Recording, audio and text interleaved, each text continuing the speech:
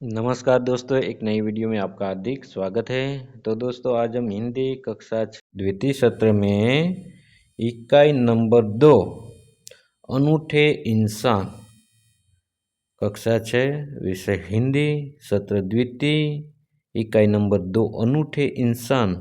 हालांकि उनका साहित्यिक प्रकार प्रसंग वर्णन है, उनकी आज हम समझ प्राप्त करने वाले हैं। तो दोस्तों, हमें पता होना चाहिए कि अनूठे इंसान है वो हमारी हिंदी की पाठ्य पुस्तक में 6 यानी कि 6 पृष्ठ पर है और उसमें कुल मिला के 2 प्रसंग वर्णन है। पहला है अनूठे इंसान में ऐसा था नेपोलियन, उनका प्रसंग है जो कि नेपोलियन और उनकी बहन इलाइजा के आधारित है।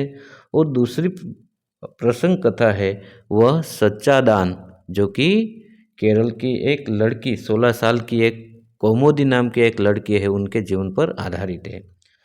तो दोस्तों, शुरू से लेकर अंत तक इस वीडियो में ज़रूर बने रहिए, तो आपको ये पूरा का पूरा जो प्रसंग वर्णन है वो आपको समझ में ज़रूर आ जाएगा। तो देखिए दोस्तों, अनूठे इंसान, सबसे पहले तो दोस्तों हमें ये पता होना चाहिए कि उनका शाब्दिक अर्थ क्या होता है। अनूठे यानी कि अलग प्रकार का, और इंसान यानी कि मानव इंसान, अलग प्रकार का इंसान। तो देखिए आप, इस इकाई में 2 प्रसंग है। प्रथम प्रसंग फ्रांस के महान शासक नेपोलियन बोनापार्ट के बचपन पर आधारित है, जो हमें सत्य एवं प्रामाणिकता की राह पर चलने की प्रेरणा देता है। जबकि दूसरे प्रसंग में केरल की देशभक्त लड़की कौमुदी के सच्चे दान का निरूपण है। तो बाल दोस्तों, मैंने बताया कि ये प्रसंग है अनूठे इंसान, उसमें कुल मिला के 2 प्रसंग है। पहले प्रसंग में जो नेपोलियन के जीवन पर आधारित है और दूसरा प्रसंग है वो कौमुदी के जीवन पर आधारित है। ऐसा था नेपोलियन, ऐसा था नेपोलियन। नेपोलियन जब छोटा लड़का था तभी से वह सत्यवादी था। सत्यवादी यानी कि सच बोलने वाला। एक दिन वह अपनी बहन इलाइजा के साथ आंख मिचौनी खेल रहा था, यानी कि आंख के ऊपर जो पट्टी बांधते हैं वो खेल खेलते हैं, उसे हिंदी में आंख मिचौनी कहते हैं। गुजराती में आंधळो पाडो, आंधळू छिपू वगैरह घણા બધા नामों છે। आंख मिचौनी खेल रहा था। इलाइजा छिपी थी और नेपोलियन उसे ढूंढने के लिए इधर उधर दौड़ रहा था। इलाइजा कौन थी? इलाइजा नेपोलियन की बहन थी। इलाइजा छिपी थी और नेपोलियन उसे ढूंढने के लिए इधर उधर दौड़ रहा था। नेपोलियन की बारी आई आंख मिचौनी में अपनी बहन को पकड़ने के लिए, तो वह कहाँ वह कहीं भी छुप गई थी और उनका भाई है वो उसे ढूंढ रहे थे। अचानक वह एक लड़की से जा टकराया। लड़की अमृत बेचने के लिए ले जा रही थी, तो वह अचानक से उनकी आंख पर जो भी पट्टी बंधी थी, इसलिए वह उसे कुछ पता न रहा और जो लड़की अमरूद बेचने के लिए जा रही थी उसे वह नेपोलियन टकरा जाता है। नेपोलियन के टकराने से उसकी टोकरी नीचे गिर पड़ी। कीचड़ होने के कारण उसके सारे अमरूद खराब हो गए। अमरूद यानी गुजराती में कहते हैं हम जामफल, जमरूक। सारे के सारे अमरूद खराब हो गए। वो रोती हुई कहने लगी, अब माँ को मैं क्या जवाब दूंगी। तो इस प्रकार से कीचड़, जो भी गट्टर है, कीचड़ है, जो भी कादव था, कीचड़ थे, उसमें सारे के सारे अमरूद खराब हो गए। अब वह बेचने के काम नहीं लग सकते। तो वो लड़की है, वह टोकरी में बेचने वाली, जो अमरूद बेचने जा रही लड़की थी, वह कहने लगी, अब माँ को मैं क्या जवाब दूंगी, और वह रोने लगती है। उसके बाद इलाइजा कहने लगी, चलो भैया हम यहाँ से भाग चले। उनकी बहन है इलाइजा, वह उनके भाई से कहने लगी कि चलो भैया यहाँ से कहीं दूर चले जाते हैं, वरना हमारी माँ को किसी ने बता दिया तो वो भी हमें बहुत मारेंगे। नहीं बहन, हमारे कारण ही तो इसकी हानि हुई है। यह वाक्य कौन बोलता है? नेपोलियन बोलता है, क्योंकि नेपोलियन जब छोटा था तब से वह सत्यवादी लड़का था। नहीं बहन, हमारे कारण ही तो इसकी हानि हुई है। यह कहकर नेपोलियन ने जेब में रखे 3 छोटे सिक्के उस लड़की को देकर कहा, बहन मेरे पास ये 3 ही सिक्के हैं, तुम इन्हें ले लो। उनकी जेब में जो भी उनको जेब खर्च के लिए 3 पैसे दिए थे, तो 3 सिक्के थे, तो वह अपनी जेब में से निकाल कर वह उस जो अमरूद बेचने वाली लड़की है वो उसे देने लगता है। तो आप चित्र में भी हम देख सकते हैं कि नेपोलियन के हाथ में 3 सिक्के हैं, ऐसा हमें दिखाई देता है। इन 3 सिक्कों से क्या होगा, मेरी माँ मुझे बहुत मारेगी। ये कौन कहती है? ये अमरूद बेचने वाली लड़की कहती है। ये कौन है? नेपोलियन है, और ये उनकी छोटी बहन इलाइजा है। इन 3 सिक्कों से क्या होगा, मेरी माँ मुझे बहुत मारेगी। लड़की ने कहा, अच्छा तो हम हमारे घर साथ चलो, हम तुम्हें अपनी माँ से और पैसे दिलवा देंगे, और यानी कि ज़्यादा। तो बहन एक काम करो, तुम हमारे घर पर चलो, मेरे पास तो फ़िलहाल मेरी जेब में 3 पैसे हैं, ये अगर आपको ज़्यादा चाहिए तो आप हमारी घर पर चलिए, मेरी मम्मी के पास से मैं आपको लेकर देता हूँ। उसके बाद इस पर इलाइजा ने नेपोलियन से कहा, भैया इसे घर ले चलोगे तो माँ नाराज होगी। तो वह उनकी छोटी बहन है इलाइजा उसे समझाती है। किससे समझाती है? नेपोलियन से। अरे भैया तुम पगला गए क्या? अगर घर ले जाओगे तो हमारी माँ से मम्मी है वो बहुत ही नाराज हो जाएगी। नेपोलियन नहीं माना, वह उस लड़की को अपने साथ घर ले गया। माँ को घटना की जानकारी देकर वह बोला, माँ आप मुझे जो जेब खर्च देती है उसमें से इस लड़की को पैसे दे दीजिए। वो अपनी माँ से कहता है कि माँ जब मैं स्कूल जाता हूँ ना तो आप कुछ मुझे जेब खर्च के लिए जो भी पैसा देते हैं न, तो इस पैसा इस बच्ची को दे दो और आप उनकी मदद करो।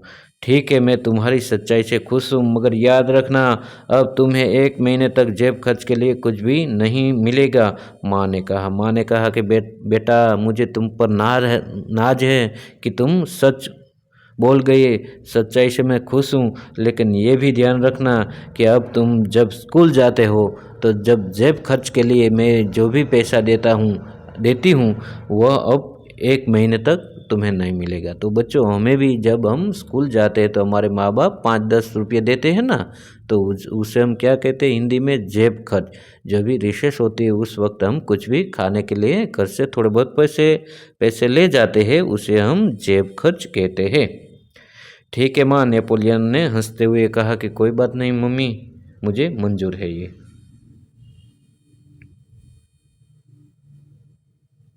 माँ ने उस लड़की को 2 बड़े सिक्के दिए, वह खुशी खुशी पर लौट गई। नेपोलियन को धक्का देने की सज़ा तो मिली, परंतु सत्य के पथ पर चलने के कारण उसे यह सज़ा भुगतने में अद्भुत आनंद आया। उसे सज़ा तो मिली कि 1 महीने तक मुझे जेब खर्च के लिए कुछ भी नहीं मिलेगा, लेकिन जब वह गरीब लड़की की मदद की उस बात का उसे आनंद भी हुआ। किसे आनंद हुआ? नेपोलियन को। वास्तव में नेपोलियन सच्चाई के पथ पर चलने वाला इंसान था। बचपन से ही उसे खुद पर दृढ़ विश्वास था और दृढ़ इच्छा शक्ति थी। बचपन से ही ऐसा बालक था, सच बोलने वाला। वह आगे जाकर बहुत ही उन्होंने नाम कमाया। ये जो हम देखते हैं तस्वीर में, ये नेपोलियन बोनापार्ट है, फ्रांस के महान शासक। वह बचपन से उनकी जो भी सच्चाई के रास्ते पर चलने वाला वो आदमी था, इसलिए वह बड़ा होकर बहुत बड़ा आदमी बना। तो बाल दोस्तों हमें भी कभी गलत यानी झूठ नहीं बोलना चाहिए, हमेशा सच्चाई के राह पर चलना चाहिए, तो हम भी जीवन में ये नेपोलियन की तरह आगे बढ़ सकते हैं। उसके बाद दूसरा प्रसंग है बाल दोस्तों, सच्चा दान। सच्चा दान यानी कि गुजराती में कहे कि साचू दान, सच्चा दान। तो देखिए बच्चों, इस चित्र में आपको ये महात्मा गांधी जी दिखाई दे रहे हैं, ये कौमुदी दिखाई देती है केरल की, उनके साथ उनकी सहेलियां है। ये सभा का आयोजन हुआ था। ये बहुत सारी बातें हम आगे करेंगे। मालबार केरल की एक बात है, वहाँ बडगरा नाम के एक गांव में एक सभा का आयोजन किया गया। गांधी जी अपने भाषण में सभा में उपस्थित सभी बहनों से जेवरों की भीख मांगी। बहुत सी वस्तुएं भेंट में मिली। जेवरों यानी कि आभूषण, गुजराती में कहते हैं सोनाना दागीना। तो मालबार केरल की बात है। वहाँ एक बडगरा नाम के एक गांव में सभा का आयोजन किया गया था। गांधी जी भी वहाँ आए थे। उन्होंने भाषण किया और उस भाषण में कहा कि हमारे देश में बहुत गरीबी है, तो आप अपना यथा योग्य जो भी देना चाहते हैं जेवर, वो आप वस्तुएं भेंट कर सकते हैं। अपना भाषण समाप्त करके गांधी जी उनको नीलाम करने लगे। नीलाम यानी कि गुजराती में कहते हैं हम हराजी। नीलाम करने लगे। उसी समय कौमुदी नाम की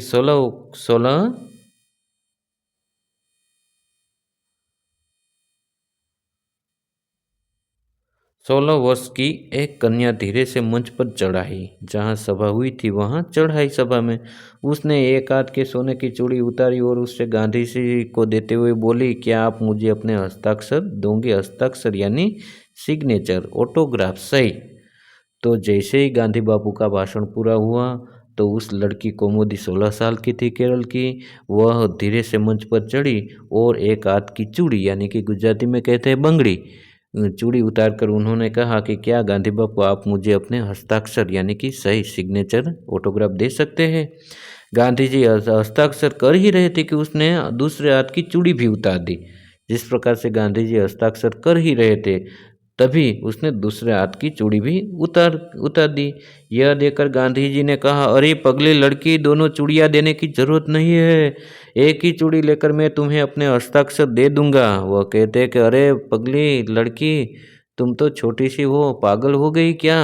अब तुम्हें दोनों चूड़ियाँ देने की ज़रूरत नहीं है। अब तुमने एक चूड़ी दी, उसके बदले में मैं आपको अपना ऑटोग्राफ दे दूंगा, सही कर दूंगा, सिग्नेचर कर दूंगा।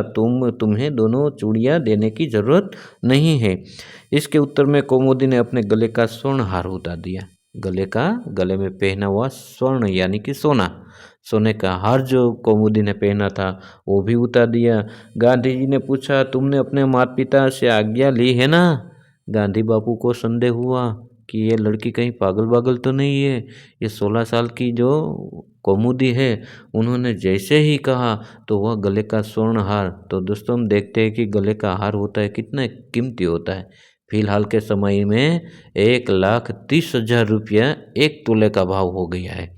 तो जैसे ही उन्होंने कहा तो वह उन्हें गले का स्वर्ण हार भी उतारने लगे। उसके बदले में गांधी बापू ने पूछा कि क्या तुमने अपने माता पिता से आज्ञा ली है ना? पूछा तो है ना कि मैं ये सभा में यही दान करने वाला हूँ। इस प्रकार से गांधी जी किसे कहते हैं? कौमुदी से।